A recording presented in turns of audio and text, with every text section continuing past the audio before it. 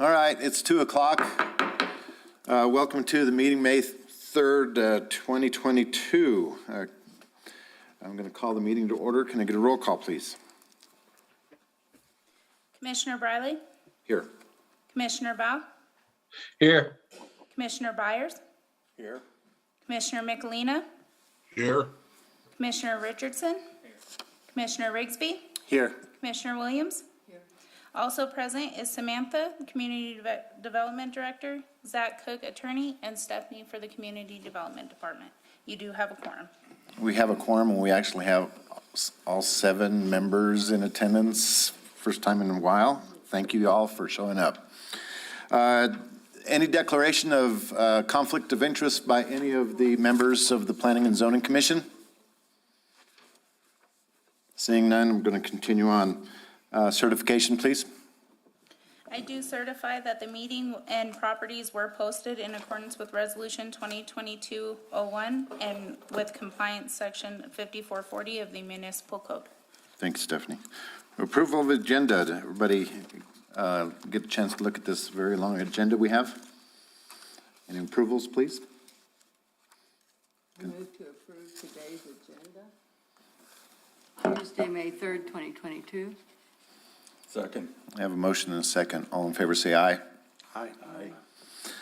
Next is We have to do a roll call since we have someone. that's Oh, different. yeah. Okay. So can I get a roll call, please, for the approval of the agenda? Commissioner Bow? Yes. Commissioner Briley? Yes. Commissioner Byers? Yes. Commissioner Michelina? Yes. Commissioner Richardson? Yes. Commissioner Rigsby? Yes. Commissioner Williams? Yes. Motion carries. So approval of minutes. I made some comments to Stephanie about the approval of the minutes. There are format issues. I think the content is all there. And so I don't know if we want to go ahead and approve these, then have Stephanie reprogram the format or reformat the minutes, however you want to handle it, Sam. We'll just take any other additional suggestions for changing them, and we'll bring them back during the June Planning Commission meeting to you all. Okay. If anyone has any additional changes to Chairman Briley's. So are you saying go ahead and approve? No, please do not. We'll bring them back after the formatting is All right. corrected. So we're gonna take this off the agenda. We're gonna table the minutes. Okay, thank you. So anyway, I had made several comments about various topics and formatting and things like that, because the roll calls need to have the actual roll call of what we were. There were several of the items just said all motion passes with all ayes. So those are the major format issues that I made comment on. Public input. Is there anybody that wishes to speak on anything that is not on the agenda today? This is where you get a chance to talk to your commissioners about anything that's on your mind other than the topics on the agenda today. Seeing none, I'm going to continue on. Item 6A, conditional use request case P2022-92. Samantha, will you give us an update on this? This is an item that we have had in the past that was denied. Please explain why it's back on the agenda and what we have to do since the previous motion was denied. Okay, thank you. Today before you all, your first case is conditional use 2022-92. Requesting a conditional use to develop an automobile service station in the C2 Community Commercial District located at 1201 Meacham Drive, Lot 1A and 2A in Block 3 in the Airport West Subdivision. As many of you know, this case was heard last year, and they sat out the 6 months as required by Chapter 54 to reapply. So any information that was presented during the last case, for those of you that were serving at that time, cannot be reused. We ask that you have an open mind, as this is a new case. So with that, the fact that they were denied in the past is not germane either. So If you all as the applicant would like to sit at the table and describe your request. I'm assuming everybody's here for the same item, so can I get everybody to stand up and raise your right hand if you're going to speak on behalf or against this?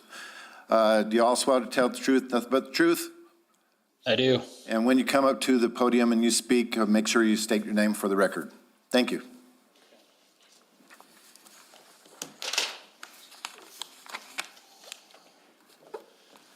Good afternoon, Commissioners. Thank you for your time. My name is Justin Crable. I'm a consultant to Allsups. With me today is Ryan Ashburn. Ryan works for Allsups. He's a Senior Vice President of Operations. We have a couple other folks also from Allsups to speak on behalf of any operational issues or questions that you might have. As Sam mentioned, we did submit a petition for a conditional use to develop the property at the northwest corner of Meacham and White Mountain Drive last fall. Staff was in support of that application, and if you'd like, I know there's a couple new members, I can kind of explain what the project's about. Okay, so what we're proposing to develop is it's a brand new prototype that Allsups is developing in select markets in the Southwest. It's different than any of the Allsups that are here in town. It's 5,630 square feet convenience store. It's got auto fueling positions. I believe there's 8 fuel dispensers. There's no truck diesel. There's no high flow diesel at this project. And the only truck that would be entering and exiting this property would be the fuel delivery truck. We've worked with the DOT on access, and we've gotten access approval from, the DOT requires 3 points of approval, one being environmental approval, a drainage and grading approval, and then the final driveway permit approval. So we've overcome those first 2 hurdles, and we're just waiting to make the final driveway permit application pending the outcome of this meeting. So they have blessed the access points verbally, and that's what's shown in your packet today. Regarding the staff report, it looks to me like the staff is also in support of this petition today. There's 7 conditions being placed on the project. We accept all 7 and have no comments to making any modifications to those 7. One other item to note, if we move through a favorable vote today, our goal and timeline is as soon as possible. Our client already owns the real estate, and we'd be looking to try and get building permits and get construction started soon with an open date of early December. And so I know there's a lot to go over here. If you guys would like to open up for questions, I'd be happy to answer anything that you might have. Any commissioners have questions? And I do know we have some new faces on the board, so if you have any questions, now's the time to ask. And then we'll go to public hearing, and then we'll go to questions again, if you have any.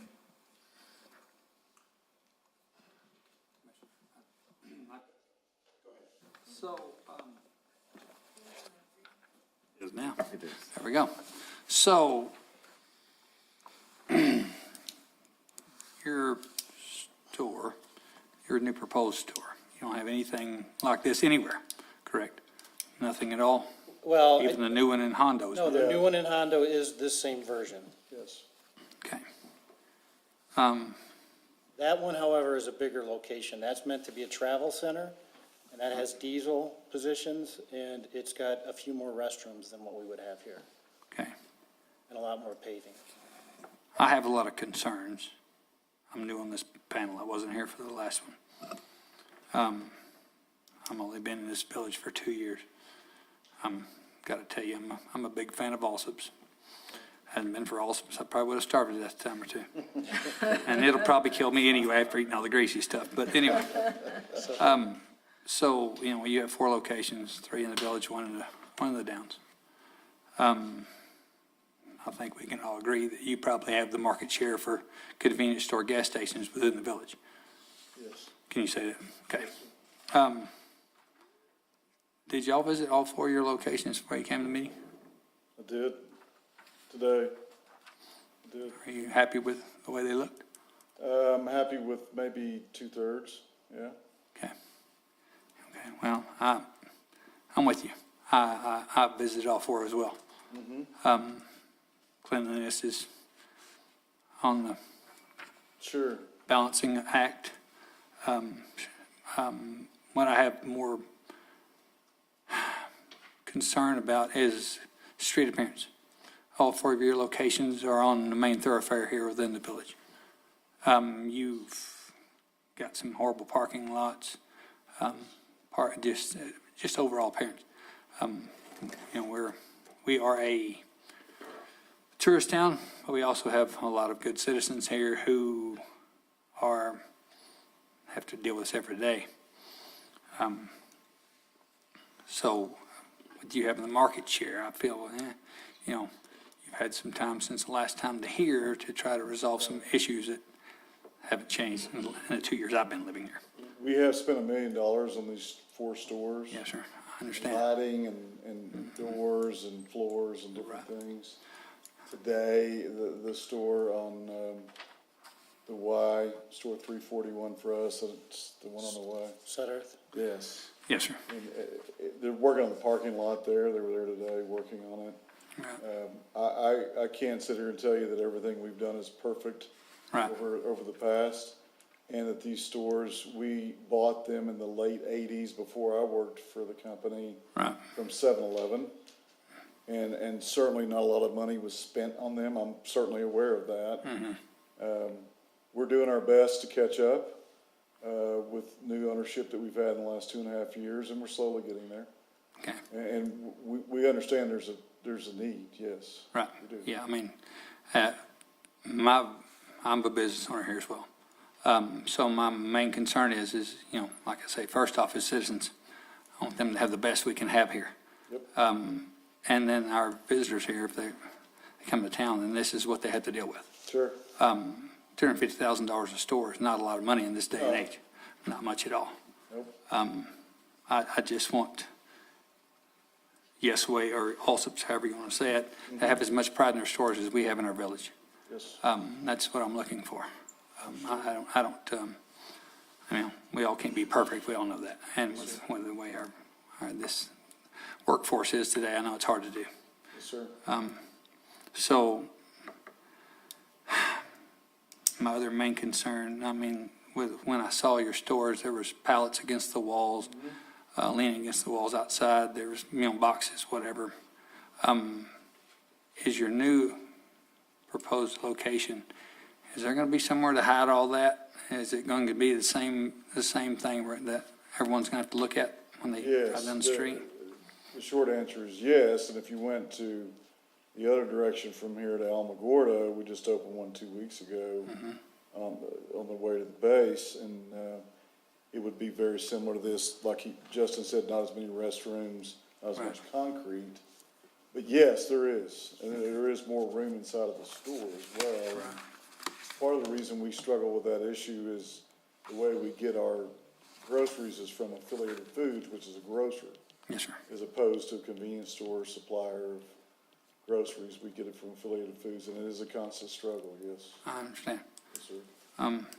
Yeah, I know, I'm familiar with the store in Carrizozo as well, and I actually have a dock behind the store that Okay. hides a little better than what we have here. Right, that's right. I don't want to take up too much time, Commissioner. I've got a lot of things here. You're fine. So another issue I guess I'm having, do you have a traffic study done? I didn't see one here. As far as it goes. We there's a did, traffic and that's been study. submitted to the DOT, and they've reviewed it, and they don't have comments to it. The comments that they do have, we've addressed in our site layout. Okay. The reason why I ask is, you've got a good location there. It's a very busy location. I drove the location. I'm aware of how it's supposed to be sitting there. One of my major concerns is that's a major thoroughfare going to the ski slopes, and that's busy year-round, summer and winter.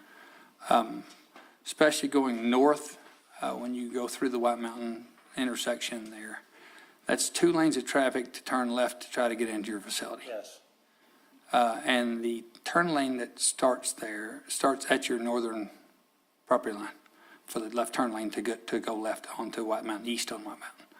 So I don't, there's only one lane going north, and it has a improved shoulder on that side.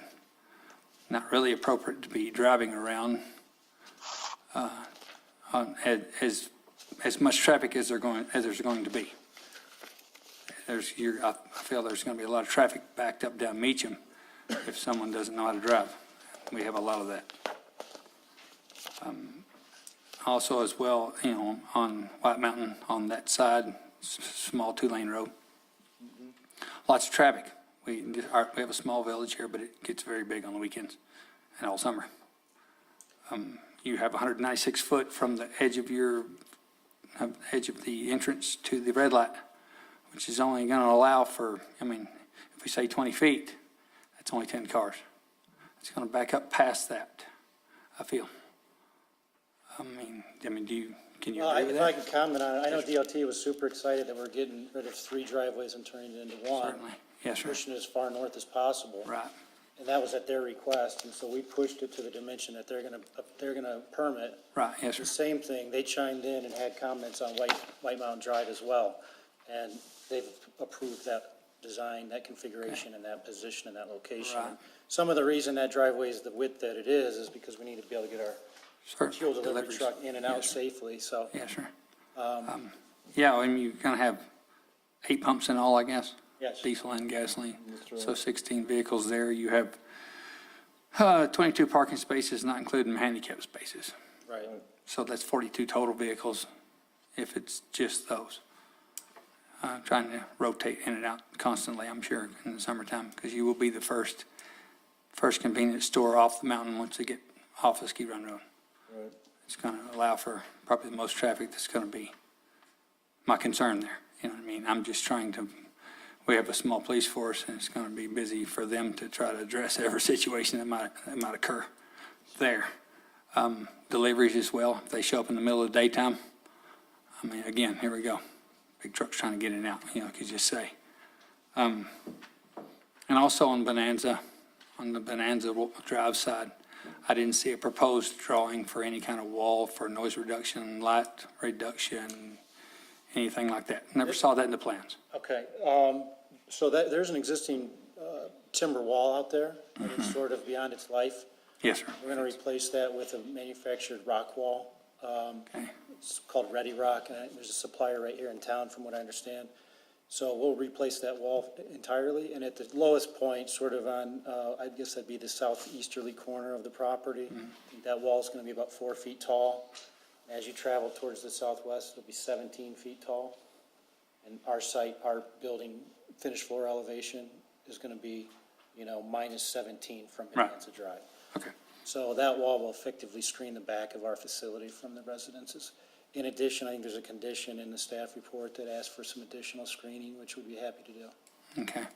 So are your plans to keep improving the stores you have here and now? I hate to keep going back to that, but it's a big issue. I Understand? want everyone to enjoy Sure. a trip to your facility, just like, I want everyone to enjoy this village. Yes, sir. So, okay, that's all I've got, Commissioner. Mr. Chairman. Go ahead. I'm sorry, before you start, Rick had raised his hand online. Okay, yes. Sorry. No problem. Oh, wow, I didn't see Rick's hand. Rick, you're in mini tiny view up there. Go ahead, Commissioner. Yeah, I've had lots of these Zoom meetings, so I've gotten proficient at it. Gentlemen, I too, as Commissioner Richardson, have some issues, and you've alluded to the fact that the DOT had some issues. Would you go through every one of those so that we know what the DOT's concerns are as well? Sure, initially we wanted our driveway closer to the intersection, and so their issue was they don't want it closer to the intersection, and that's why we moved it back as far west as we can.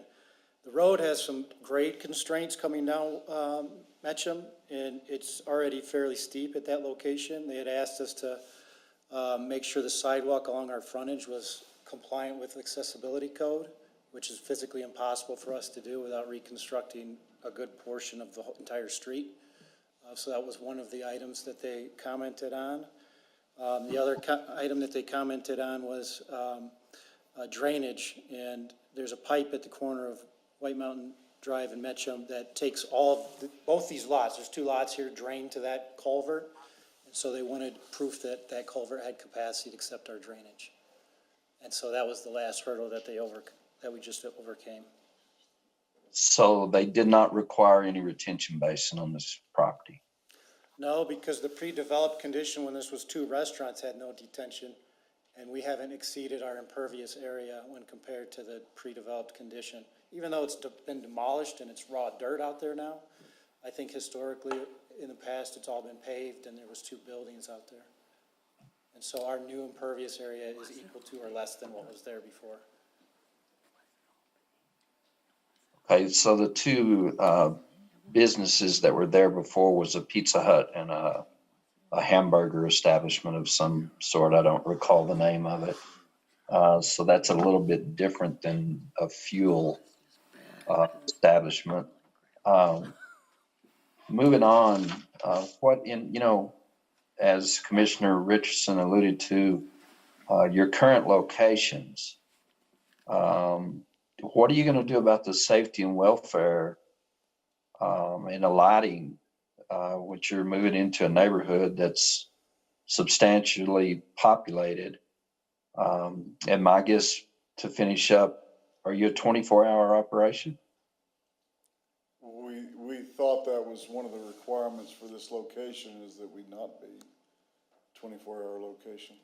That was one of the staff's recommendation, was to restrict hours. So the answer is no, it would not be. So what will your hours be?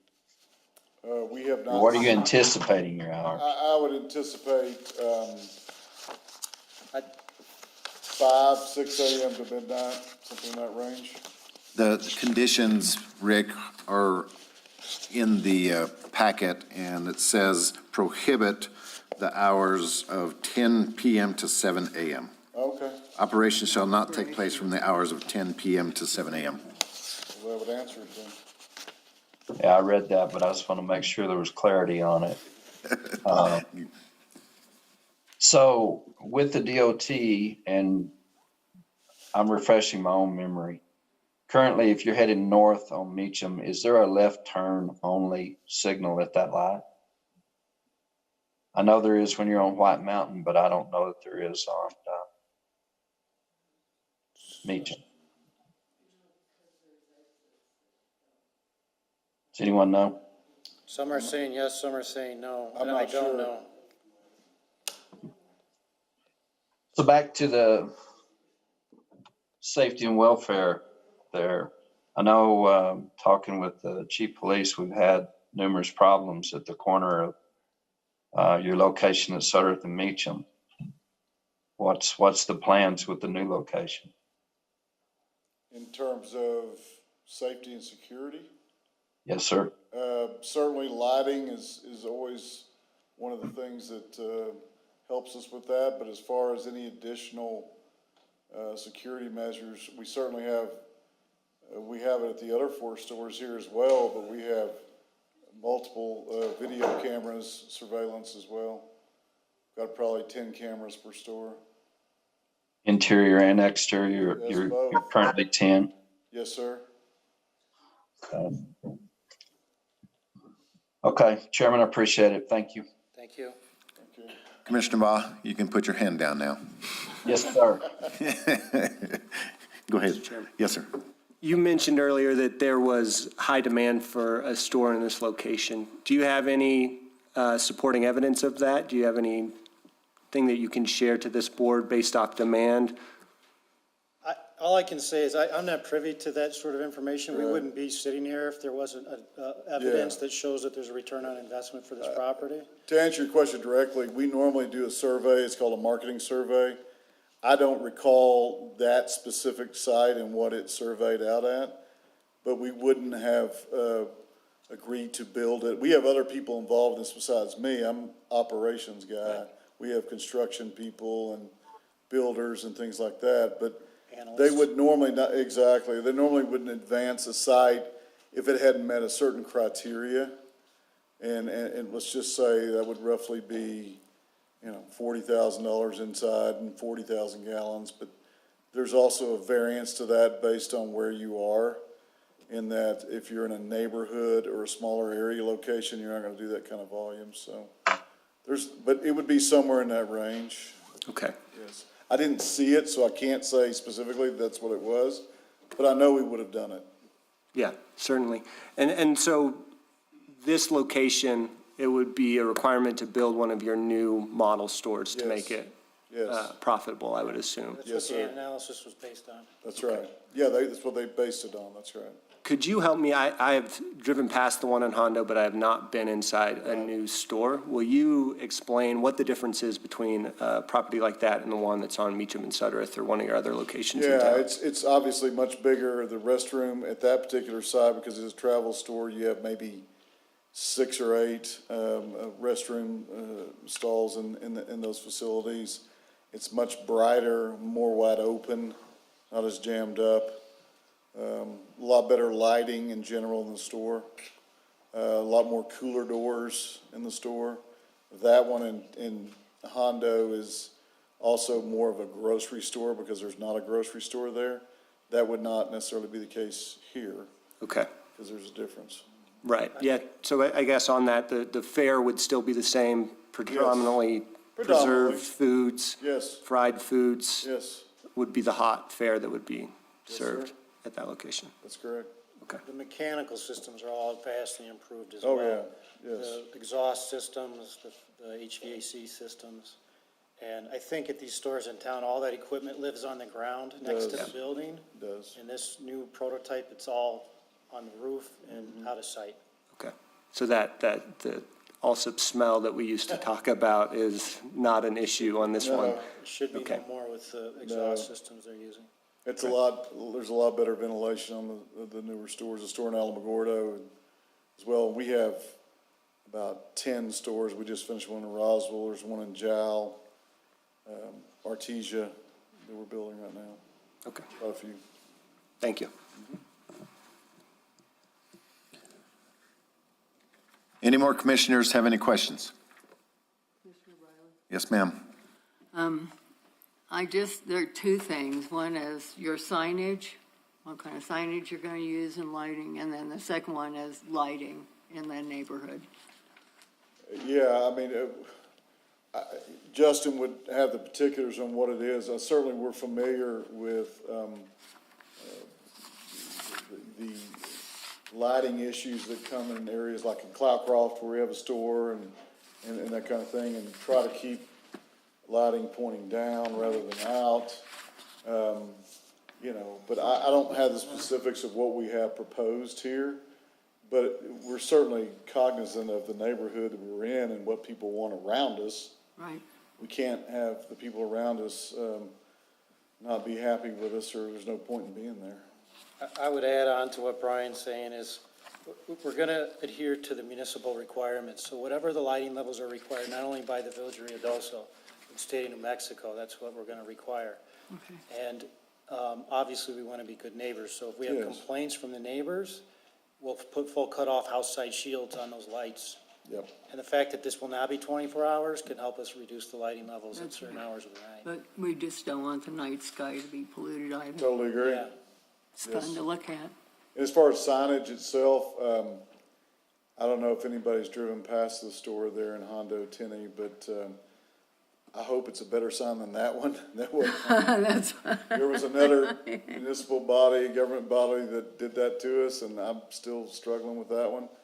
It's more like a monument sign you would see in Santa Fe, New Mexico, not in Hondo or Tenney or Ruidoso. So we're gonna do whatever we can do that you guys are okay with, if it's a 10-foot sign or 20-foot sign or whatever.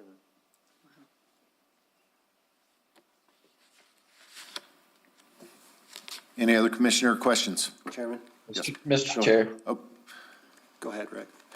go ahead, Rick. so did I understand you guys correctly? You haven't performed a feasibility study? No, we have, I just don't know the exact results, I didn't see it. Okay, we have a lot of other people that are working on it, I know that it was done, I didn't see it. I didn't look at it.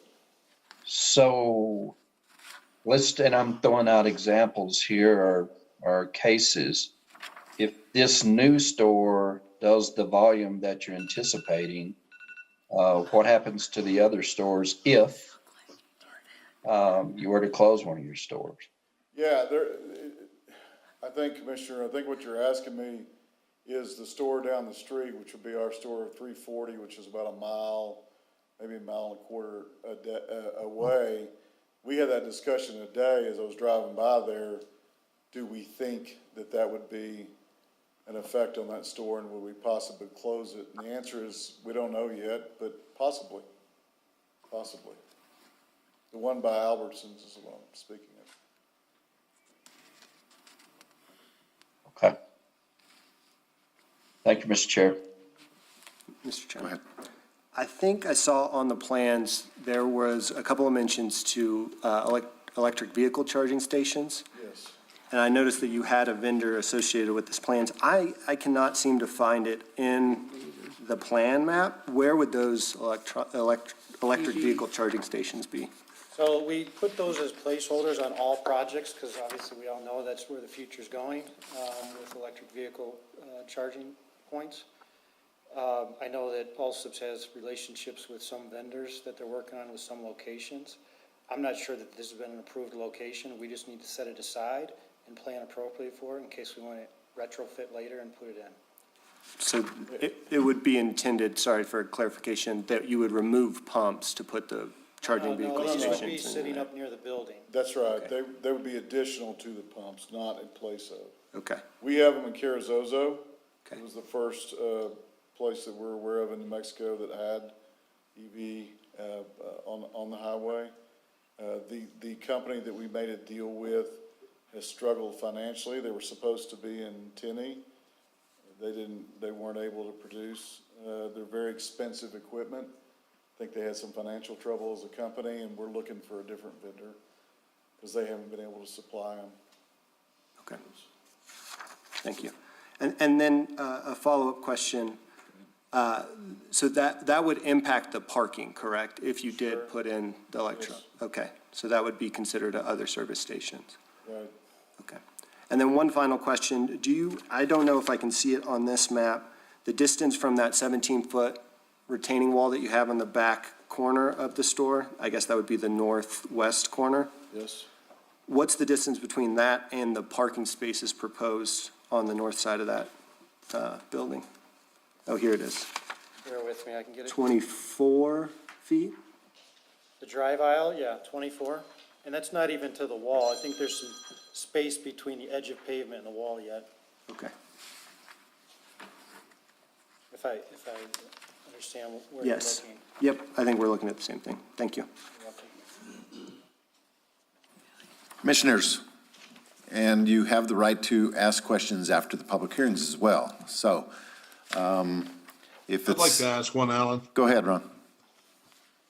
Okay, so let's go back to the traffic report from the DOT. Do you expect any problem with getting that finalized or getting a favorable outcome on that? No, just to go back what I had mentioned, we've already got New Mexico DOT's environmental clearance sign off, their drainage sign off, and we've already got a verbal from Jim Sconhold at the time that he was approving the locations and the dimensions of the access points that we show. Okay, and they're satisfied with projected traffic flows and everything of that nature? They are. Thank you. You're welcome. So I guess I need to disclose, I am an employee with the New Mexico Highway Transportation Department, and I do know Mr. Skonhove has put these people through the ringer, and they're going through the ringer right now in Cloudcroft with the access control points. And so they're taking very due diligence, making sure that they're not impacting traffic and such. And I'm sure they put together some sort of TIA of some kind, or they wouldn't be gone through approval process through the DOT. Okay, any more questions from the commissioners? Okay, I'm going to open the public hearing. So if anybody wishes to speak for or against this project, could you please either raise your hand on Zoom or come to the front table and state your name and tell us your concerns. Who wants to go first? It appears that we have a Jonathan online that is raising his hand. Well, Jonathan, Yes, that you're on is the me. other side today. Yeah, So- it's quite unusual. What are your questions, sir? Well, I know I Oh, wait. can't reference. Wait, did you swear to tell the truth, Jonathan? I did earlier. yes. Awesome, thank you. I know I can't reference earlier case. My biggest concern is the residents in the area. I'm also a business owner here in town, and have lived here for almost 16 years now. And I am really concerned about the noise pollution, lighting pollution for the residents that are on that street immediately behind the proposed store. And also traffic. I drive this town all day, every day in what I do. And I'm very concerned about just the traffic situation, and also, just how people are going to get around this enormously large gas station.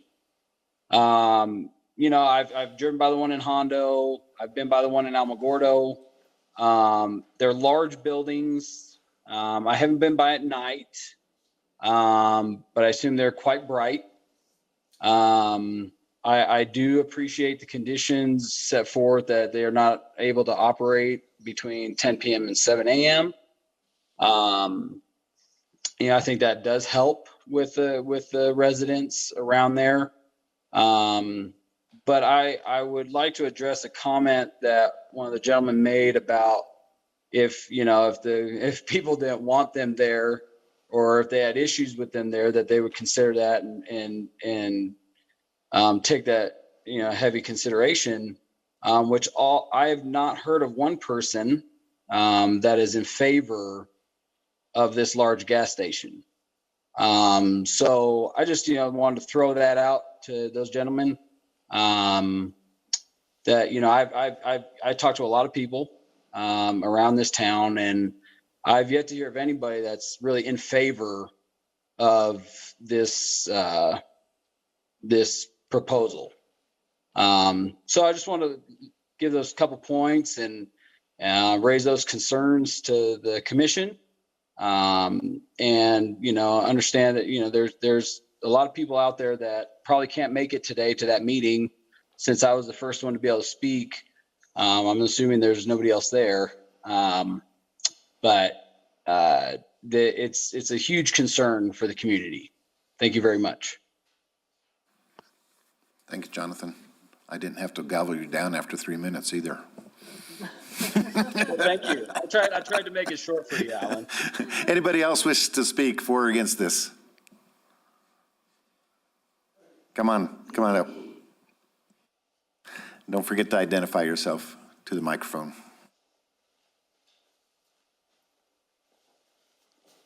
My name is Shane Barnett. I own the convenience store right next door. Obviously, it's going to hurt my business. This is my third time here. Nobody wants it. You talk to the general public. It's going to be a monstrosity in our small town. I'm all about competition and business. I'm a businessman. I understand it. But I was also born and raised here. And we can't even get commercializing Ruidoso is just a really bad idea. I mean, do we want to maintain the village of Ruidoso? Or are we going to be the next Santa Fe, what have you? And I think that's the most important part of being on the planning and zoning, is the planning and zoning. I mean, what is your perception of Ruidoso in the next 20 years? I'm all for growth, but just keeping a village is very important to me, important to my children that are going to grow up here or live here. Like Mr. Dondino said, nobody wants it. I could fill this room with 1,000 people right now if I went out and petitioned and did all this work. And, I don't know, just use your best judgment.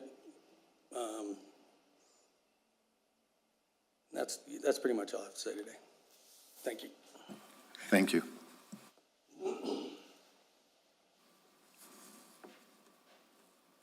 Anybody else wish to speak for or against this project? Second chance, third chance. Mr. Chairman, is everybody aware that they have an opportunity to cross-examine the other side? I'm sure they do not, but thanks for reminding everybody. So you guys, Shane, if you want to ask them questions, or if they want to ask you questions, or if they want to ask questions of Mr. Tondino, you guys have that opportunity. Do they do that during the public hearing or after? Right now, the public yeah. hearing? Right, okay. Gentlemen? Okay. All right, I do have one other question. hold on, we're going to close the public hearing, then we Okay, can go. all right. Good. Last call for public hearing? That's all right. Okay, I'm going to close the public hearing. Now, commissioners, we have questions. I remember the last time that you were here, and I can't remember, did you apply under convenience store with fuel pumps, and now it's a service station with a huge grocery store? I'm sorry. Now, to answer your question, I think the issue that we had originally was that the current zoning code in the village doesn't have a use that squarely aligns with our use. I see. The village, the closest definition to what we're proposing here in the village code is for an automobile service station. And that is defined in the definition section as a place that small vehicle repairs are being done. And I think it was probably formulated in the 60s, 70s, 50s, whenever you'd have roll-up doors, you'd have mechanics changing Right. tires, changing oil. So we're not doing that. We're not repairing cars. We're more of a retailer. Yes. Convenience foods, and then we also happen to sell fuel. And so there's really not a definition that aligns with that in the code. So we disagreed with how we were asked to apply, because we thought we were put into a definition that didn't really align with what we're doing. We reapplied under the same definition. I understand the code is in the process of being rewritten, but it's not there yet. So we reapplied. The reason we reapplied is because we heard, it wasn't necessarily the Planning and Zoning Commission that had trouble with our use. It was the city council. And they didn't like the upkeep of the existing stores. Right.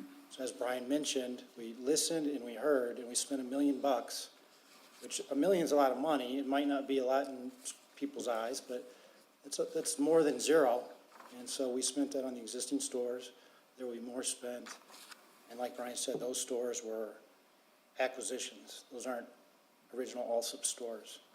So that was the issue, and we're still coming in under the same application, hoping that, the outcome is different here, knowing that we've heard the city's request, or the village's request, and we've done what we can in the last 6 months to try and address some of those concerns. Mr. Chairman, some more questions. Yes, go ahead. In the code here, the conditional use, it says the automobile service station shall be separated from any residential district by at least 50 feet.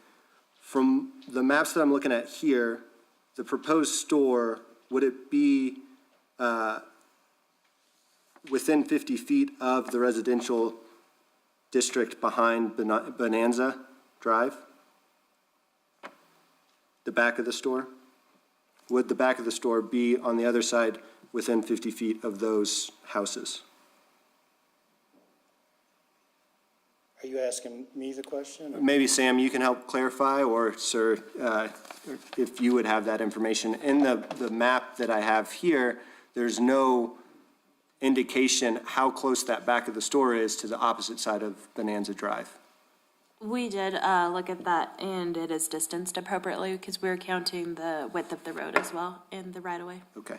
And the pump island's at 75 feet on the right-hand side of the, south side of that building? The 3 pump is 75 feet from that residential district? Yes, that's correct. Okay. Thank you, Mr. Chair. Commissioners? I've got a question. Go ahead. Samantha. Is this in keeping with our master plan, being that our master plan was developed by consensus of residents that participated in lengthy, interviews, surveys, meetings over the course of time? And is this type of development in keeping with what that master plan came up with? Yes, it is. One of the main goals of that was economic development, and redeveloping these vacant lots, I think, is in line with our comprehensive plan. I know our metropolitan redevelopment area doesn't extend this far, but it's in line with what we're trying to do there as well, which is infill. Another question with regards to drainage. It was stated that this was previously all paved. Does that constitute a grandfathering now that it has been basically stripped, and wouldn't it fall under, because basically now it's just raw land. Again, it's not like any of it's paved and. So it's a relatively flat lot. There weren't any drainage concerns noted in the development review process, but our building inspectors, when the plans come in, they'll address that as well to make sure that they're not diverting the water onto the neighbor's property. Okay, I just don't see a detention pond. It may not be necessary because of the flat terrain there. Okay, I'd be surprised, but. And DOT could require some sort of drainage Hey, Bart, since it's their road. Go ahead, Ron. on page 21, if you look at the picture, it shows you how much of that was paved. Page 21. How much is paved? You can see it, yeah. The whole thing, basically. That was then, though. Yeah.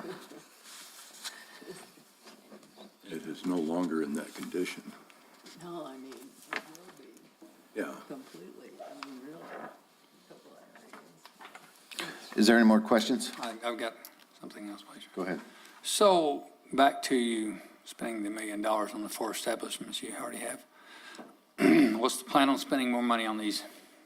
I mean, you say $1 million is a lot of money. I understand millions of money, but the 250, I feel like the 250 didn't go very far. Again, we're all about, trying to make the village prettier. I mean, what's the future plans on these 4 existing? I can't give you a specific plan of what any additional monies that are gonna be spent on those 4 stores. If there's specific things that the village wanted us to consider, we'd certainly look at them, but look, we're always looking at ways to improve the operation and make it better, but I can't give you a specific of what we're gonna do, but we would do it if we thought we could make it work. Okay. The reason why I asked that, Sure. Justin said, we spent $1 million.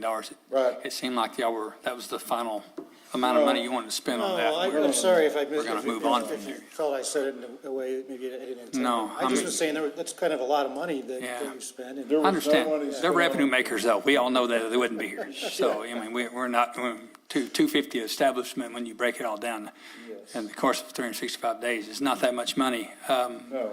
Honestly, I was in your store before y'all did the renovations. I was in your store after. Right. I saw some paint.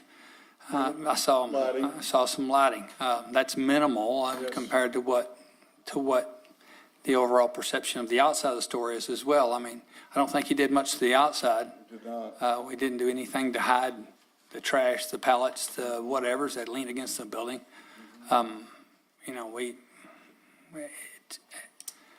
That's my major concern. I want your establishment and everyone else's, if everyone else in the village has to march by the same rules. I would like to see y'all, I would like to have seen y'all do a little more before you came back in front of us again.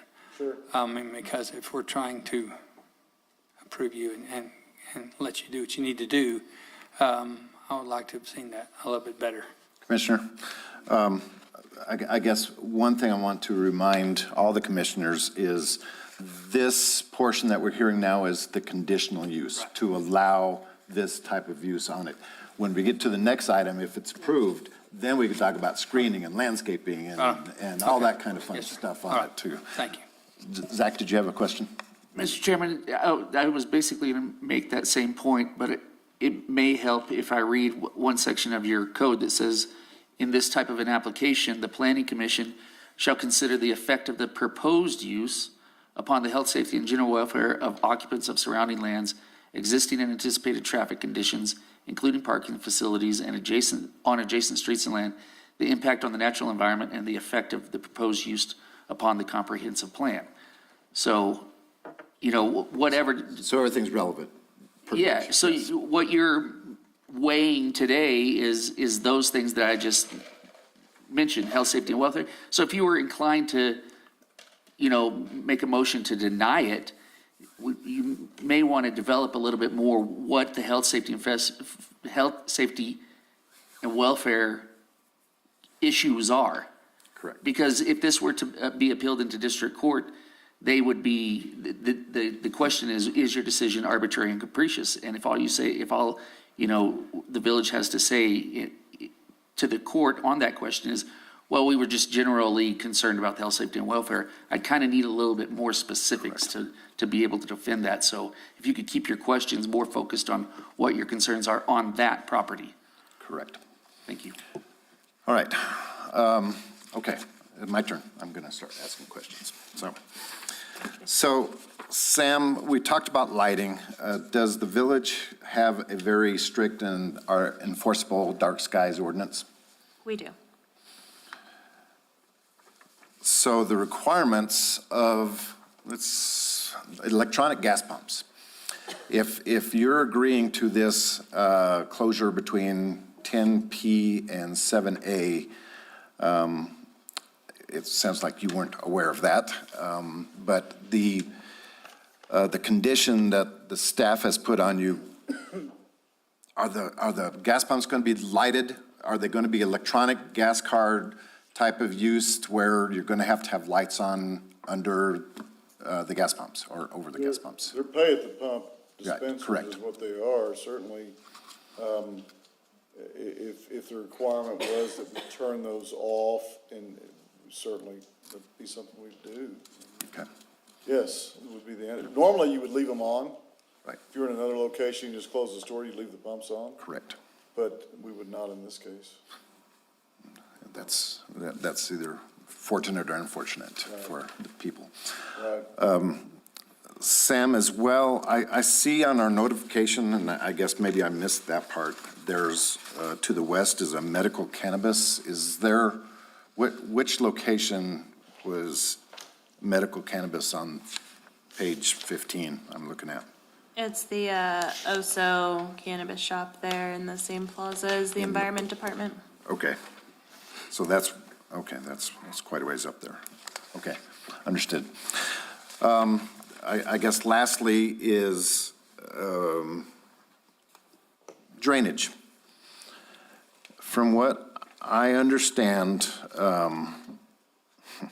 one, the NMDOT, they're only monitoring that 24-inch culvert that goes from that drop inlet down across the street. They put that in when Meacham was developed a long time ago based upon the existing Pizza Hut. I don't even know if the Burger Time was there at that point when they did that. But from what the traffic engineer is not necessarily a drainage engineer. What he's saying is based upon what he feels the capacity of a 24-inch pipe is, then that 24-inch can handle it. However, the village also, I guess my question is, the village does not have retention, detention requirements on commercial development. Is that correct? We did. I'm trying to look at the code as well, and I cannot record the code that. Our building code specifies if The building code if does. the slope is over a certain percentage, then they're required to have some sort of mitigation efforts Okay. to slow the water. Okay, so if approved through the building process, that would be evaluated, whether it be a retention or detention drainage pond, correct? Yeah, the plans would need it. All right. Okay. That's all the questions I have. Mr. Chairman, Sir? can I just clarify that that 10 PM to 7 AM requirement is not a staff, some arbitrary thing that the staff came up with, it's in the code? Okay. Is it for new commercial? Because we have old commercials that I guess are grandfathered in. I heard that word before. Or they don't back up to an R1.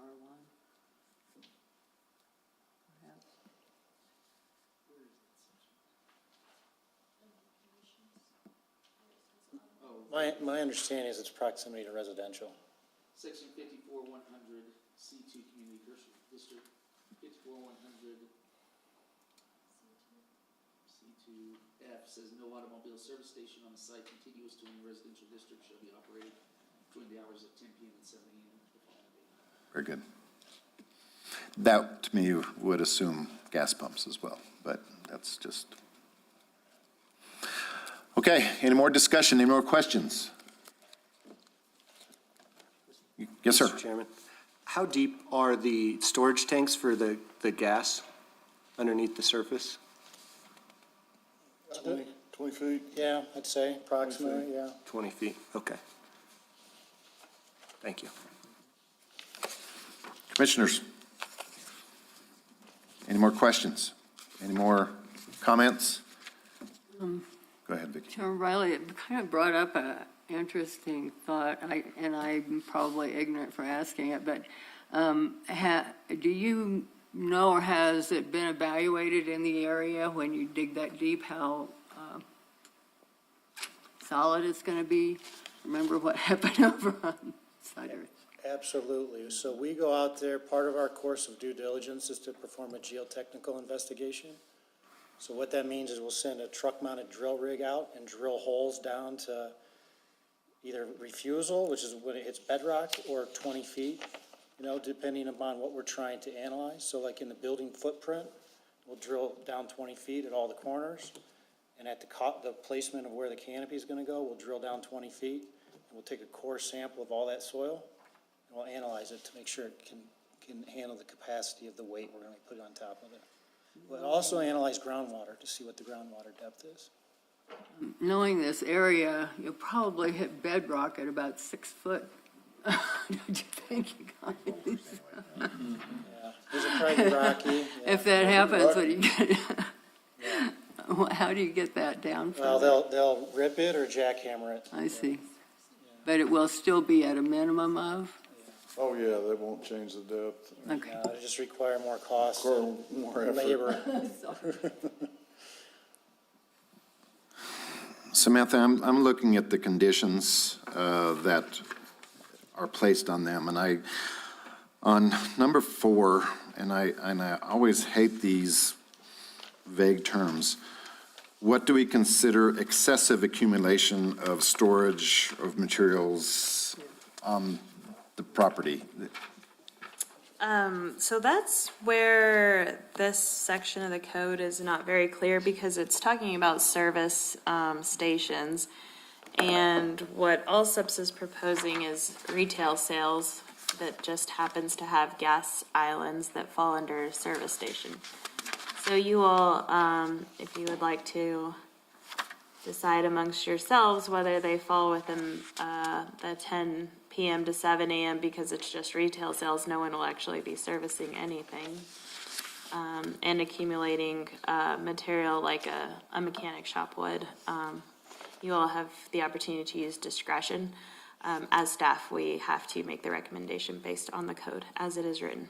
Correct. And if this goes to the site plan, then we can talk about screening of pallets and things like that, as was discussed in the commission comments earlier, correct? Yes. Commissioners, any more questions? If not, I would entertain a motion.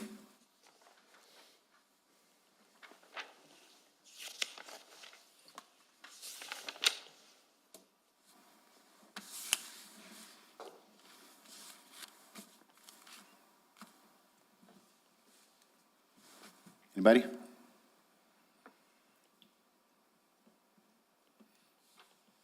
And you don't have to go with the recommendation of the motion. You can make a motion any way you want to. I prefer a positive motion than turn it down versus a negative motion and vote against it, if that makes sense. Mr. Chairman, sorry to backtrack, but I know we covered this, but I don't fully grasp it. They're proposing a conditional use based off of the automobile service station, and it's outlined here in the packet that we got. As you just described, Samantha, they aren't really an automobile service station in this case. So I know that they came as a different conditional use prior, and this is a separate instance, but why, I don't understand why we're calling a duck a goose, if you will, to use a metaphor. They aren't an automobile service station in this conditional use. Doesn't necessarily make sense for this application. Are you saying they are not? In my opinion, I share the same sentiment, except they have pump islands, and so with that, they fall under this particular use due to that. okay. So because they're providing gas, they are considered an automobile service station. Unfortunately, yes. Okay. Under our current code. Because code. the way this was written, there used to be mechanics on site at gas stations. Okay. But the code has not been changed, and that's how it still reads. We are under the rewrite now, but it has not been presented. Okay. How would we describe low-intensity retail? Is that a specific definition, like a certain dollar volume, number of people coming in and out of the store? Right now, our code breaks down all sorts of different specific retail sales, like by the product. It doesn't really describe it by the volume. But in the rewrite, it has been proposed that we just clean it up and say retail sales. Okay. But there's no definition on the size of the store being low retail versus high retail, No, not even based on square footage of the building. or what community market scale would be. Do we have a definition of that? No. Okay. Because it sounds like this store is larger compared to all other retail providers in that area. And so that's the reason that I was hoping to get a clarification on that. I'm my not concern. sure square footage wise, how they measure against Dollar General. I think that'd be the nearest retail store. And just for clarification, even if they didn't fall under automobile service station because of their pump islands due to the types of food that they sell, it still reverts them back to the same use. So having prepared foods like their burritos and stuff still pull them back under this use, all the same conditions. Okay. And that's just our, That Confusing prepared food brings them to automobile. it does. Okay. Food trucks are falling under the same code right now. Okay. I can't say that that makes sense, but I do understand what you're saying. Yeah, yeah. Thank you, Mr. Chairman. Commissioners, any more comments, questions, motions?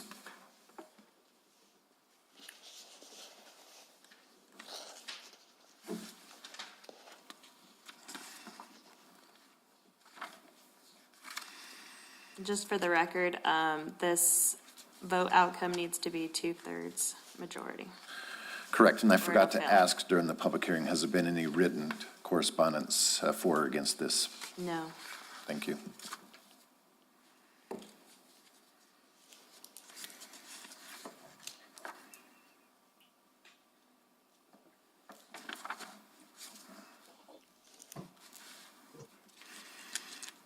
Mr. Chairman. Mr. Chairman, Yes, one other thing on the traffic study, you say you have one more still yet, you're pending? Is that correct? One more traffic study pending? No. They're all done? No. What's pending is we need to physically sign an application and submit it to the DOT. That's the only thing that's pending. We haven't moved forward with pulling the actual permit until we get through the municipal process. Okay, We've teed it up, so to speak. In other words, there's no other approvals we need from the DOT other than them to issue the paper permit. Okay, thank you. Yes.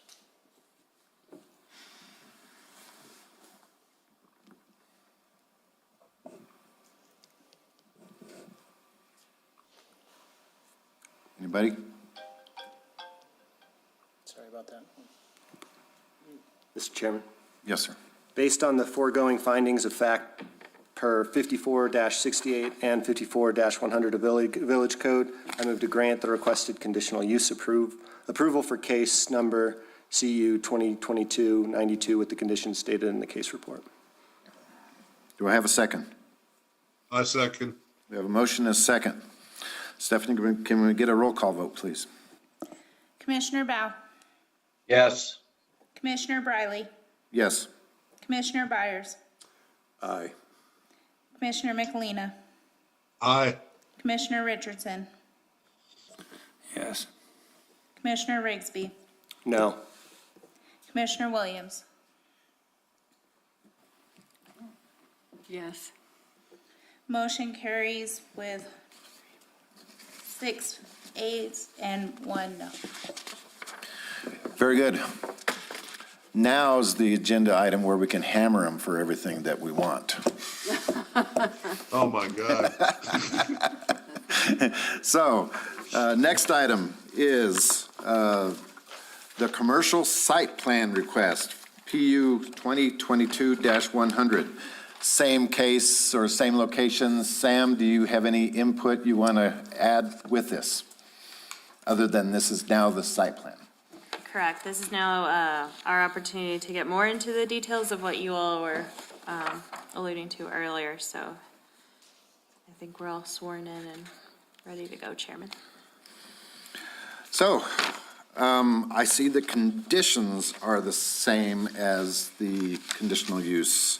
There was no other conditions that the code allowed for site development, like landscaping or anything like that?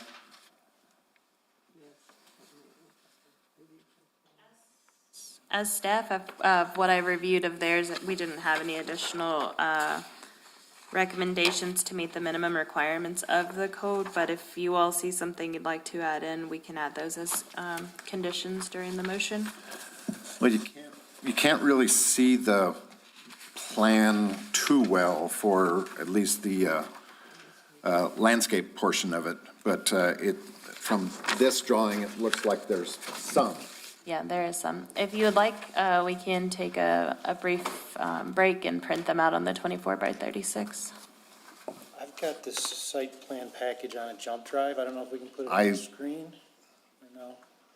I don't need large or whatever, if the commission does. I could, yeah. Yeah, let's go ahead. You want me to put it on the screen or can we even do that? I don't even know if I can. Okay. I guess if you're looking at this plan here, this is looks to be like a screen clip of part of our plan set from the landscape plan. So if we start on the left side, we have that retaining wall that we talked about. And in the property to the west of us is higher. Okay, and as we travel to the northwest corner, we've got shrubs, a canopy tree, that's what those symbols are, those little circular symbols on the plan. We've got shrubs that kind of wrap around the turn there as you approach the driveway.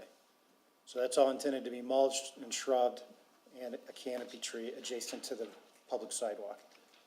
If you follow kind of along Meacham across our driveway entrance, again, that sidewalk continues down, and we have a hedgerow planned for that location.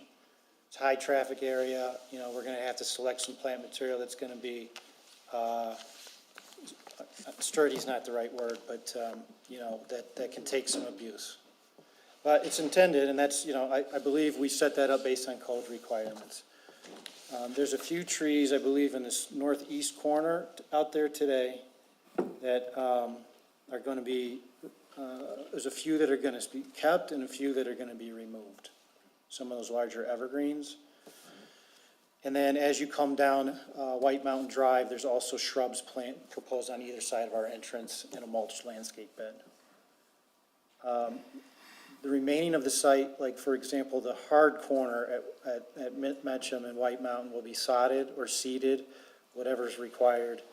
Likely sod because that has a better visual impact on day one.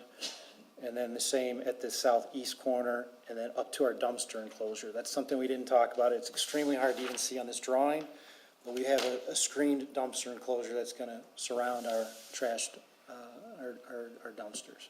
So all that area around that will be landscaped with grass. The area at the back of our building, between the retaining wall and our sidewalk, and then on the west side, between our pavement limits and the retaining wall, we don't feel like we're gonna have a good environment for plant material to grow, so we plan to do some sort of decorative stone in there. That way we don't have to worry about keeping grass alive, and usually we treat that with a weed fabric, so you don't have weeds growing up through the stone. The entire lot, except for landscaping, is going to be pavement? Pavement, building, and fuel canopies, you got it. Right. Sorry, clarification.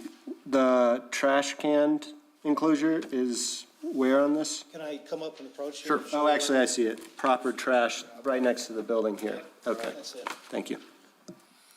What is the requirement for parking spaces for this business?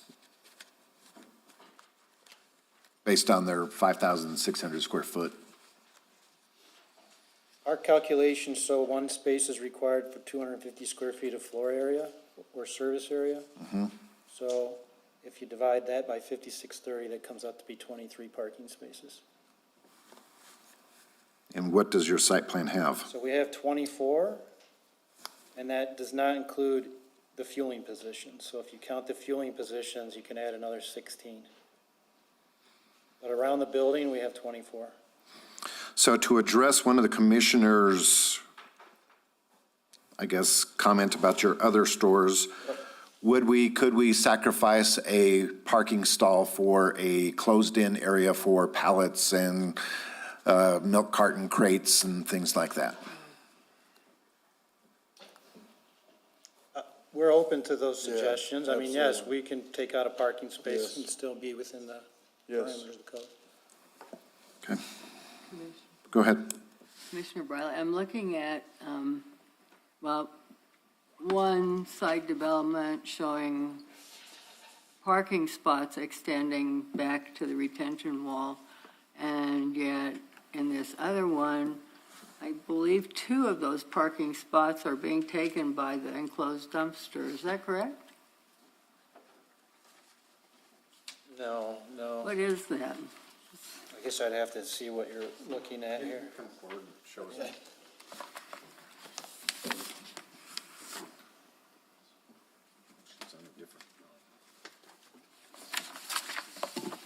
So I'm looking, is this the dumpster that's enclosed? I'm sorry. Yeah, let's see, it's sort of messy to see that. Yeah, Look it at this is, isn't it? screen. This is the dumpster enclosure. Can you see that? Okay, yeah. Oops, sorry.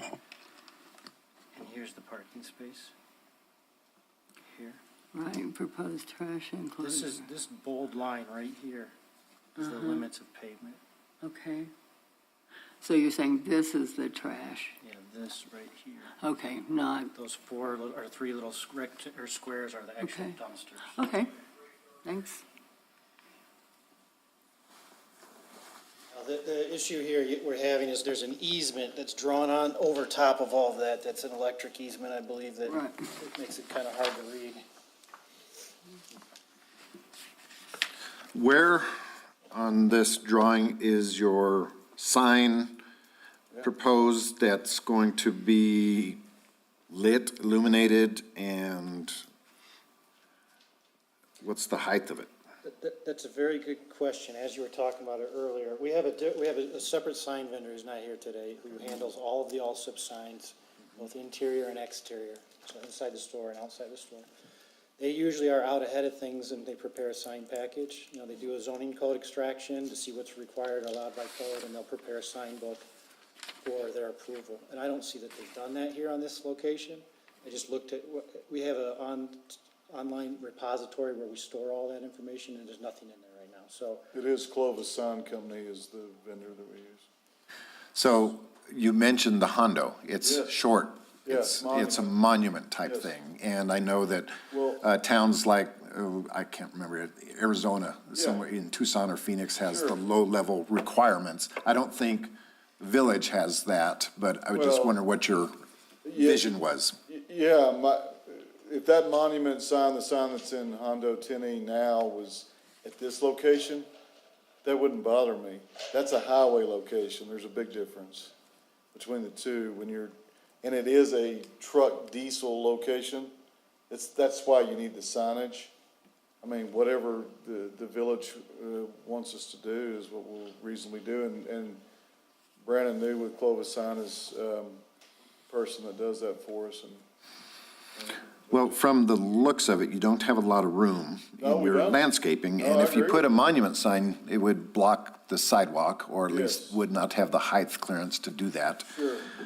So I was just very curious, and Commissioners, that is something that if we want to see a sign package, we can have them come back for more abuse if you want to have them come back. So these are just some of my questions. So Commissioners, chime in, please. I have a clarification to make on the sign, just so you guys know, we do have a sign application. It does have its own ordinance. And there's a formula that gets calculated together to incorporate the amount of signage that they get. So it is a formula of the length and width of the frontage of the square footage of the building times 0.076. That gives them the allowed square footage, and that would continue what is on the building versus what they may put on the ground. So that is an extensive review that we do internally as well. Is there a height requirement? All of our code requires everything to be no higher than 35 feet in the air.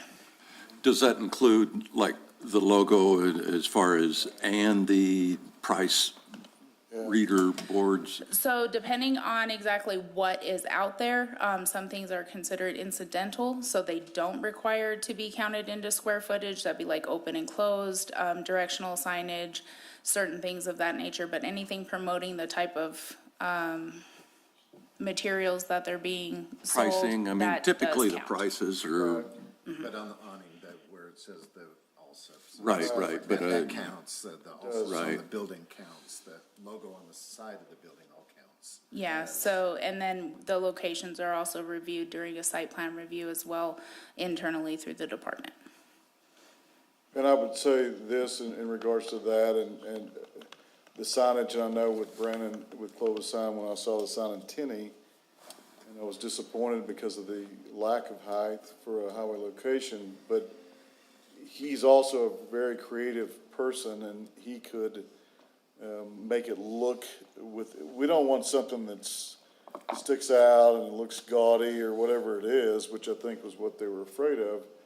But I told him if he could make it look like a tree or whatever he could do to make it blend in, but still be able to show our customer we were there, we were fine with that. Our company's been good at, and the same thing with, I know in Las Vegas, New Mexico, we had to change the outside appearance of the store for them. Cloudcroft, we put wood on the outside, whatever it is. I mean, we want to try to do better than we've done, so. Okay, so I'm going to go back to the gas pumps. Being card reader, you don't necessarily have to have the store open in order for the gas pumps to be open. Correct. So Sam, I guess I'm asking you, is that a definition of open or closed from 10 PM to 7 AM? A gas pump? I think the condition was phrased as operations, and that is a function of their operations. Operation, so gas pump is And you all operation. left it Got in it. there. Okay, So lots go off, or dim at 10 PM? that, That's what we need to do. We can certainly do that. If there's not customers there, we don't need lights. signs are always as Stephanie said, different animal. And sometimes the lighting of the signs get to stay on all night long to let people know they're open first thing in the morning. Yes. However, I have had towns and villages that require them to turn off Yes. the actual larger sign So have we. after hours. So I guess that's part of my question then, is just the sign there part of operations, and does it need to close? And I'm thinking it probably should, so we probably need to make that as part of the conditions if you so feel. Anyway, questions, comments? Would that cause a safety issue? Just thinking. I don't know, it might. That's why I'm saying it's a good and a bad for those to be open or not open. The ones that come to mind, Destiny Real Estate, the one they had at the old McGarry Studios, and then the school, they stay lit. They just dim them. I mean, we certainly, It's up to y'all. yeah, I mean, we don't, we have over 400 stores that we operate in 9 different states, and I don't know of one that we turn them off completely anywhere. But, I mean, gotta do what we need to do, whatever you want us to do. I think dimming would be, Yeah, there's a Dimming maybe is safety is dimming, more, yeah. I Like, wish the chief of police was here. yeah. yeah. well, it's again, in another town that I was associated with, we had a reduction of lumens. And we had that all spelled out as far as what a bright lumen is versus a dim lumen. It was a little outrageous, but there are those codes that do require them to reduce the light lumens. And again, this is all the conditional uses of the site condition. We can make those amendments or changes or recommendations, whatever we want to do. So any more questions?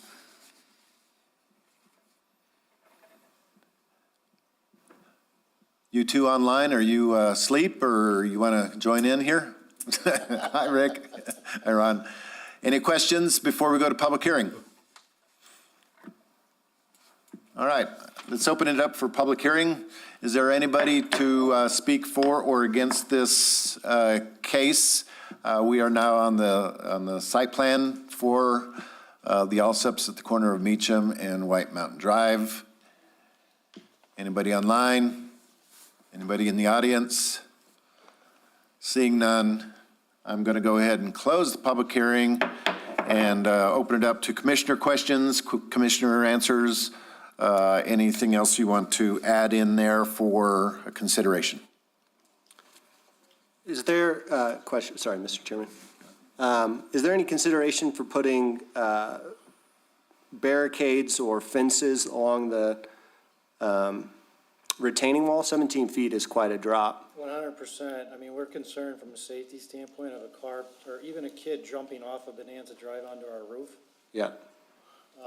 So that's something that I discussed with the engineering design team last week, that we need to come up with a solution that can stop a car and prohibit some kid from doing something that they regret, you know? So I think that it's got to be a solution that we need to explore that achieves both those ends and does the screening that was asked for in the conditions.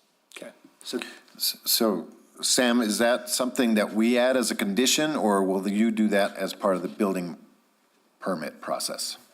What would the condition be? I'm sorry. Fencing along the top of the retaining wall against the Bonanza and the residential area back there? It would need to be added as a condition since it's not a standard practice for the building code or the Thank you. IPC. Sam, should we propose or should we postpone the site plan till we can see that? I think that that's a pretty big element, in my opinion, of the safety. I think, can I jump in and add a comment? Or? Go ahead. Yeah, sure. I mean, our engineers are signing and sealing and putting their professional licenses on the line for this. And so they're gonna get it right the first time. I mean, to postpone it is, you know, it's up to you, but obviously our guys have a responsibility to make sure that it works, functions as designed, and provides a safe, safe condition. I appreciate that. Yeah. And it I'd can be recommend we added just as a add it as a condition. condition now, Yeah, that they meet building code for safety requirements. Also wildlife, you know, Yep. a car or a kid is 4 feet or whatever. Deer, They're gonna jump a whole lot taller than that, so that needs to be considered as well. Good point. saw, We have a lot of wildlife here.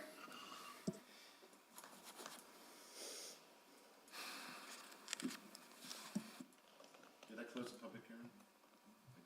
You did. Commissioners, any more questions, comments? Any motions, any other recommendations you want to add as part of a motion? Now's the time to do it.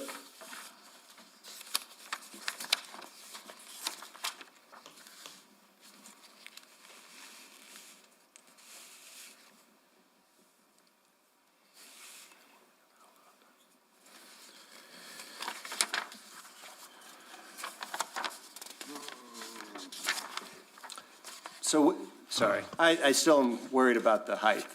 What have you seen in the past? Have you had this issue?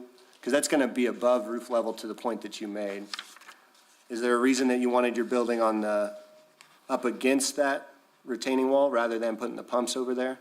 Yeah, the location of the building is predicated on circulation for customers around the pump. I mean, we have to have certain amount of space for cars to be able to maneuver. And so that forces us to place the building where it is. This lot is slightly smaller than what we would typically want to see, but, you know, it works.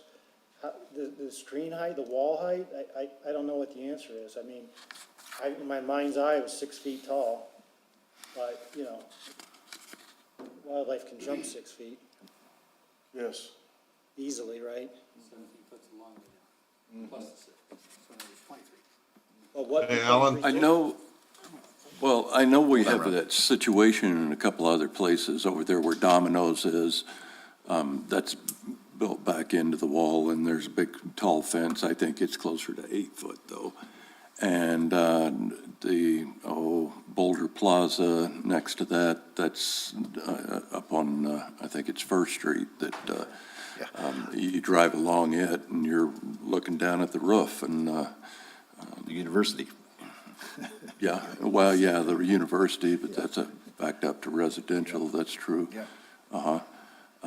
So it's, but typically there are high fences that in all those situations, and like I say, I think they're all over 6 feet. Okay. Is there room on this plan then for a 6-foot fence? I guess it's hard to see with the plans that we have now. I guess I can't tell what from the Bonanza Drive right away to the retaining wall to the roof. What's the distance, do we know? I would say it's probably in the neighborhood of 10 to 15 feet horizontally. Look on your plan. Yeah. There is a dimension right here, but it's got a whole bunch of lines through it. I can't see it. 18.9, There, thank you. yep, Okay. 18.9. And so this plan, it is showing, again, I know you're looking at a reduced copy, we do have a 6-foot wooden privacy fence shown. Like I said a minute ago, that I'm not satisfied with that. And I think it needs to not just be a privacy fence, it needs to be some sort of pipe bollard, welded, heavy-duty guardrail with a fence in order to, you know, ensure we're holding back somebody who drives off the road or something like that. So you would agree to that condition if we place that on you? Yes, sir. Wouldn't we need a variance because it's within the right-of-way? The fence, no?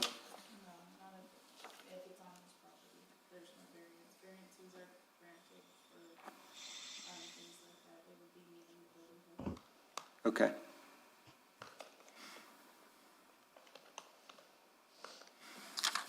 Chairman Bradley, Mr. McLean is trying to interject as well.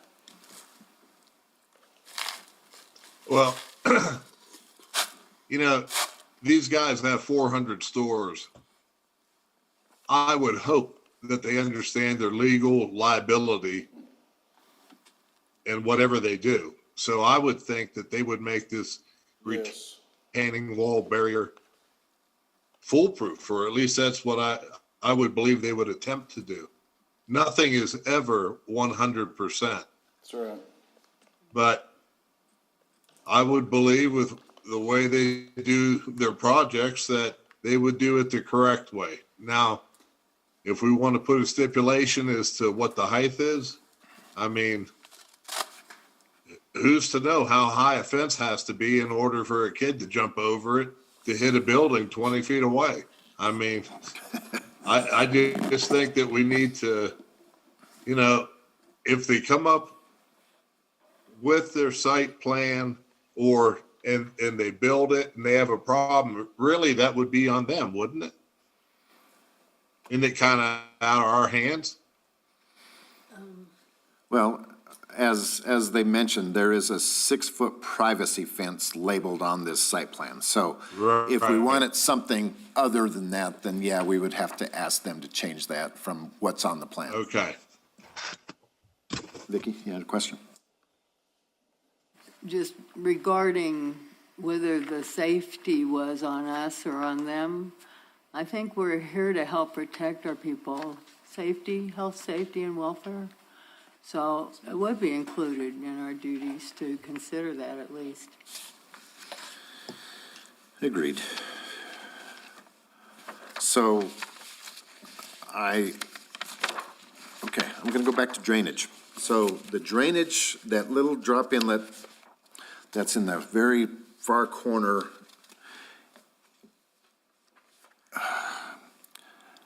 again, that is a perfect place to have a retention or detention pond in that corner. Everything flows that way.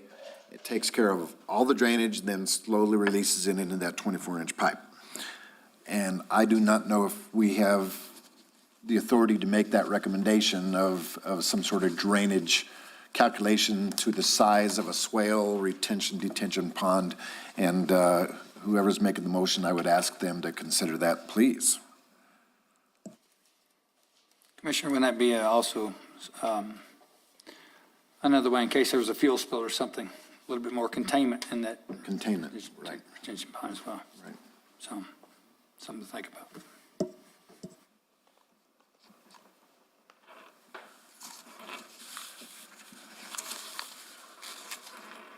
Okay, so signage, we talked about signage, we talked about trash, we talked about debris, talked about drainage, landscape.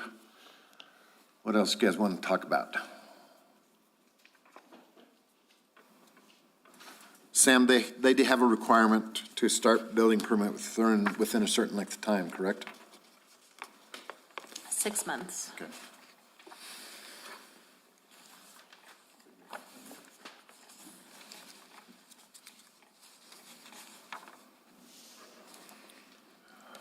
You had the fuel tanks. There's nothing we can do about that. The Environment Department regulates fuel tanks, correct? Yes. And the village does not have anything to do with any of that. Yeah, they're supposed to be all self-contained nowadays, and if they break, they still have to be self-contained. Old. What's the pleasure of the commission?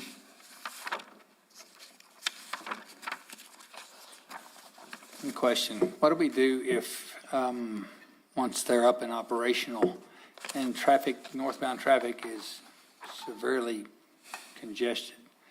What do we do about coming back and making something out of that that's going to relieve that pressure? Is that on the DOT? Is that on Alsopus as well? Probably would be both. Because I see it being an issue. I do too. Again, you get a line of cars turning left onto a White Mountain and people wanting to turn in, they're blocking the own lane heading north. Right. 2 lanes of traffic, turning lane and a straight lane. But as I said, I know the traffic engineer, and if he thought that the traffic counts were so high, he would have made that as a requirement. So For future use, so you would wonder about the future, if, you know. we'll see in 6 months after their operation. Yeah. So I'm asking, I didn't know. But I Is it see the village? concern. Okay. But I don't think that is going to be the commission can't be held liable for that. I just want to make sure. Ask the attorney there. I don't want us to be with a room full of people wondering why we approved this. Exactly. They can't get at their house. Right. Well, and let's hope that study when school gets out. Oh, God, yeah. And holidays, that's the thing with traffic studies. They always miss the holidays, the peak times. It's always a traffic study that doesn't really reflect the peak times. And they just use formulas to average then at a peak time in there, so for traffic studies. But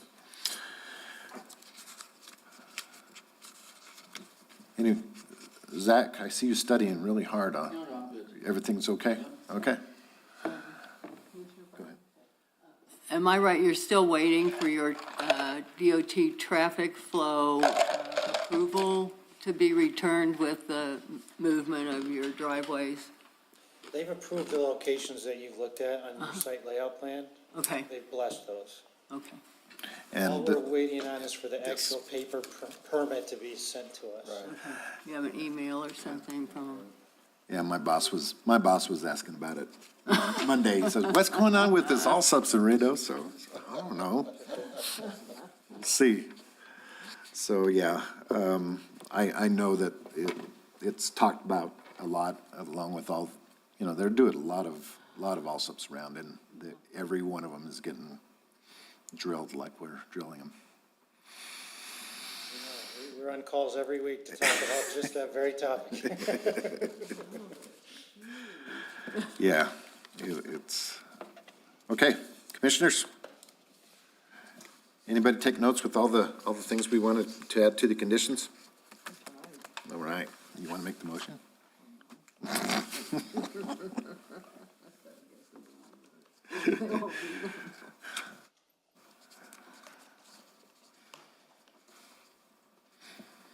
How about if I give it the first try? I guess the chairman can make a motion, I guess.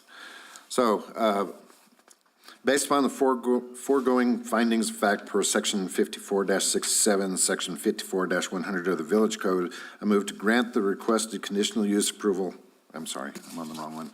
The site plan approval for, golly, scratch that, Stephanie. Don't record that I blundered there. I was on the wrong one.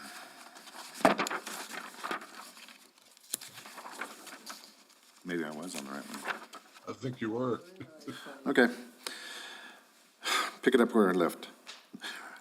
Grant the requested conditional use for approval case CU-2022-100 with the conditions stated in the case report and the following.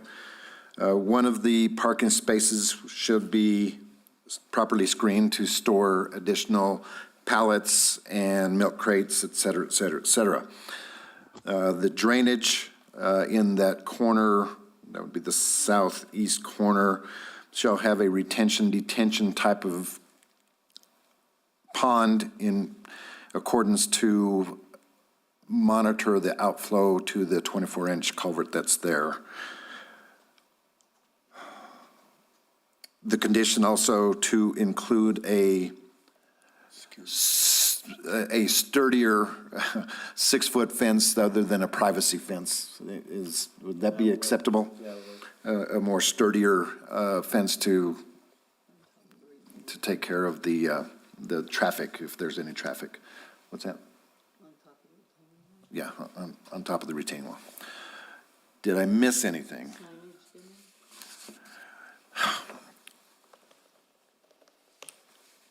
I'm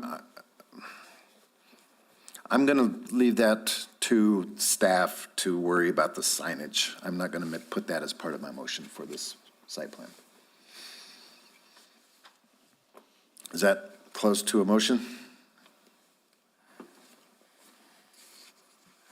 You guys okay with the 3 that I added?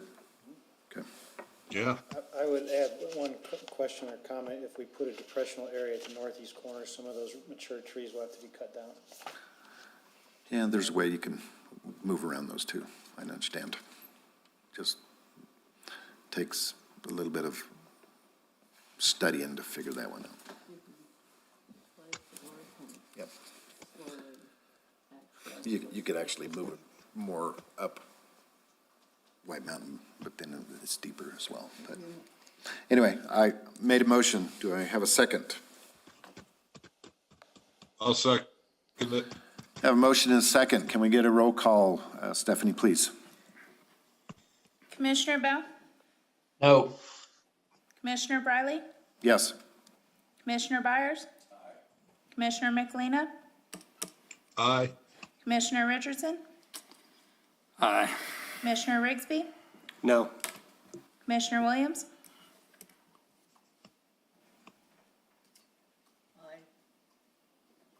I'm sorry, I couldn't hear you. Aye? Okay, motion carries with 5 positive and 2 negative.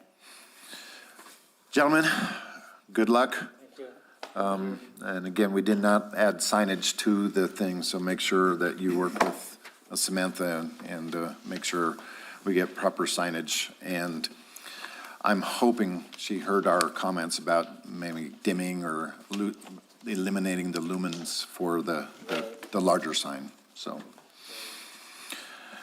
Good luck. Thank you. Thank you.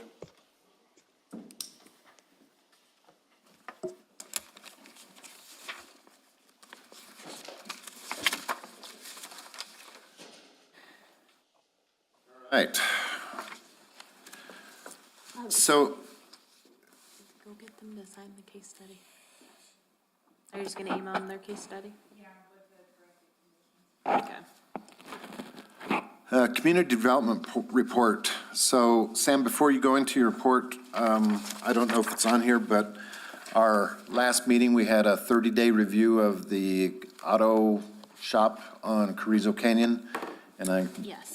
I did not see that in I have a your. report here from Bobby Simpson, Code Enforcement Officer, so Okay, I'll go- just read it go off ahead. to you all. This morning, he provided us an update. It says, I checked the status of 718 Carrizo Canyon Road, as well as the property on Gavilan Canyon Road affected by this business. The property on Gavilan Canyon has an RV, a boat, and 2 vehicles that appear operable.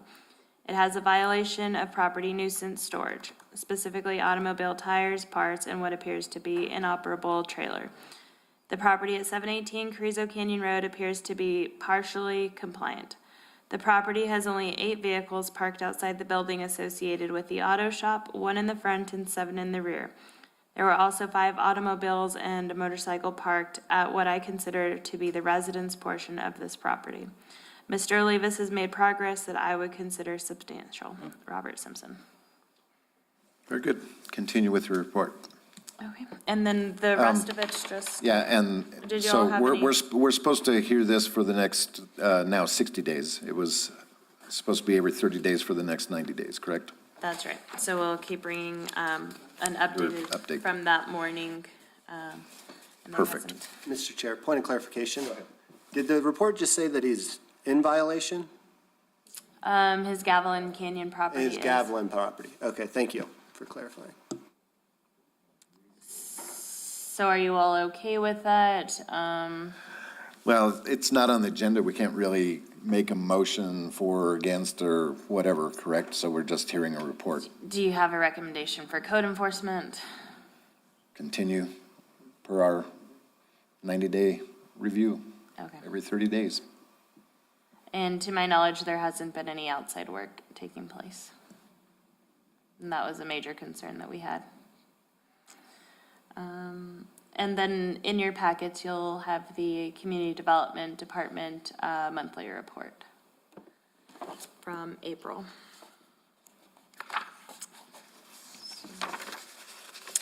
So everybody received a copy of this. Do you have any questions for Samantha or Stephanie?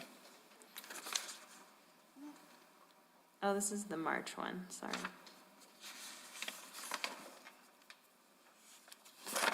So this isn't the right report? It is the right report. April is fairly compiled. It'll be provided to you next month. Gotcha. Sounds good. Sam, I know one of the things that we talked about were potentially looking at vacancies, or occupancy, I guess I should say, for the short-term rentals. Did we make any progress on understanding how we could do that, if it was possible at all? It's not possible. Okay, fair enough. Thank you. The software just doesn't have the capabilities. Okay. Hey, Samantha, how are we doing as far as the building permits that are issued? Are we on track or about the same for last year? We're up just slightly. I was looking at the report, we're up by like 10 each month this calendar year. Okay.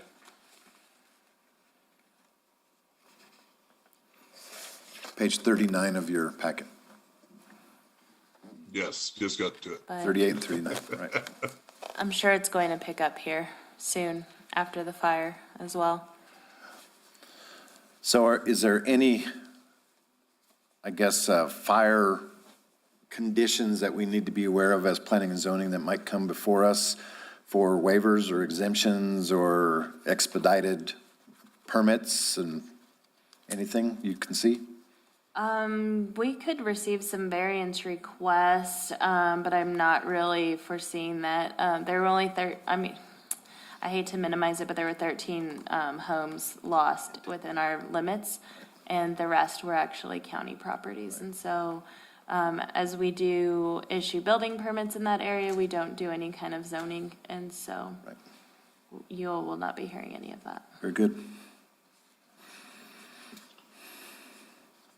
Any questions for Sam? Just to clarify on that kind of stuff, if there was any of the properties that were damaged during this fire, they are allowed to rebuild in the same manner that if they were already encroaching into setbacks without needing to have any conditions placed, unless they exceed over more than 25% of an increase of what was previously there.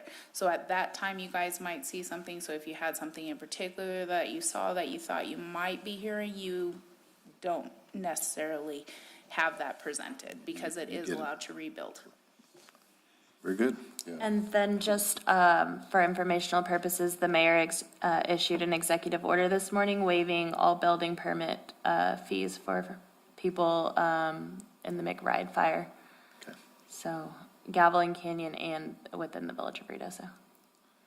So Gavilan Canyon, we still have some jurisdiction for permitting or? Building We permits. don't have ETZ anymore, right? Right, but building permits we do issue there, Okay. so they'll be waived.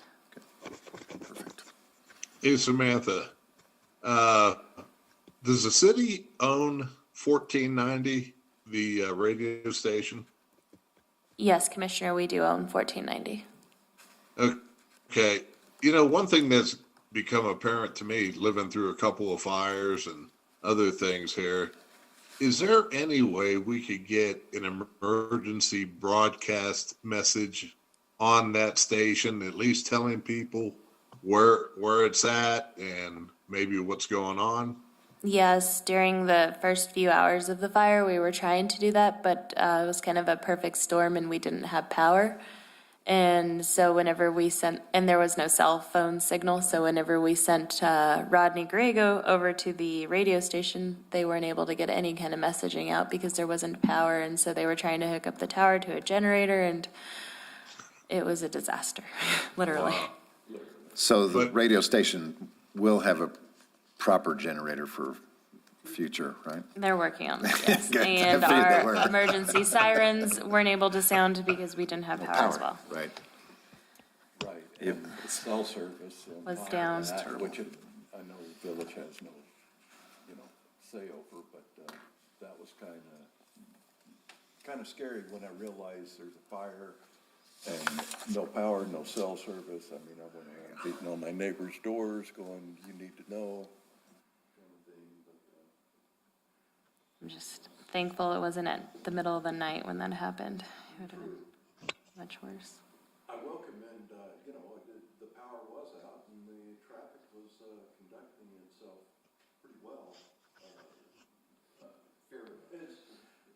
What I experienced, they were treating it as four-way stops and it was pretty well. I've been here 40-something years and I've never seen that much damage from wind. Ever.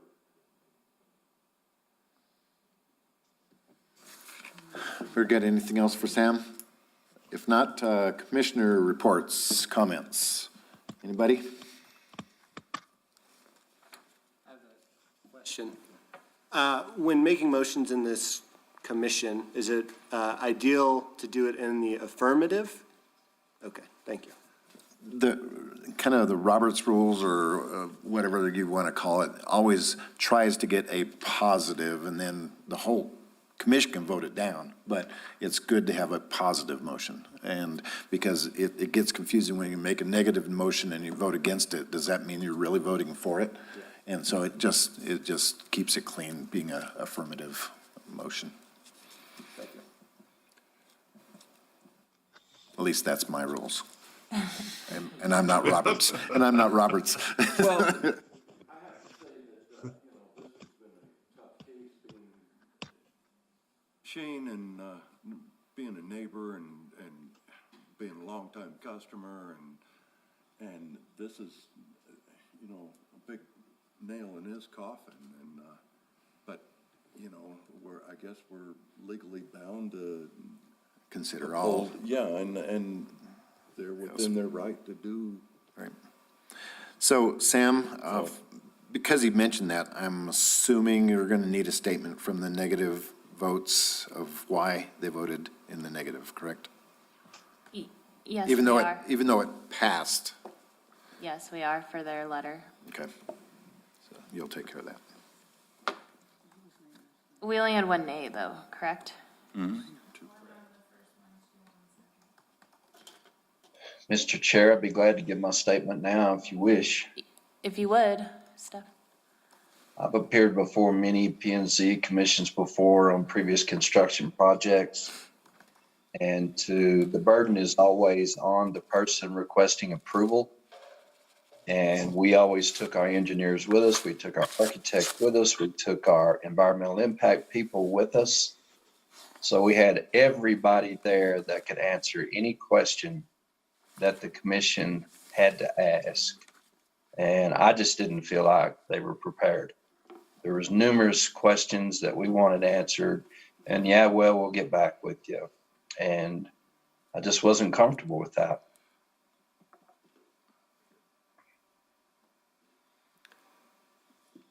Mr. Chair, I'm happy to give my statements for both negatives, if it's better to do it now. Yeah.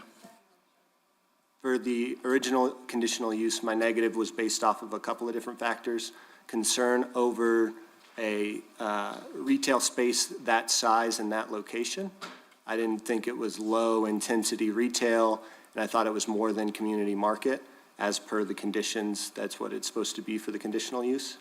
I was also concerned about the fares being sold. The intention wasn't, as they stated on record, to have a grocery store within that, as they have out in Honda with that store. This store was primarily convenience. So that part of town is underserved. As per we've heard from a state commission, there's no grocery store on that side of town. And so that was also a concern, that they weren't going to service the community and healthy food. And so those two things, in addition to the not alarming crime, but the crime that has occurred on other properties, I considered this to be consistent with the other 4 locations and potential hazard in that manner. So that's the reasons for my negative on the conditional use.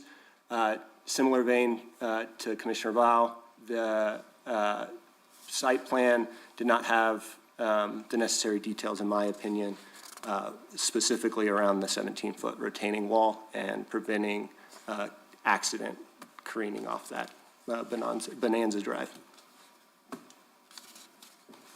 Thank you. Thank you. Any other commissioner reports, comments? So we don't have a special meeting next week? All right, we'll see you next month. Meeting adjourned. All right. Thanks, guys.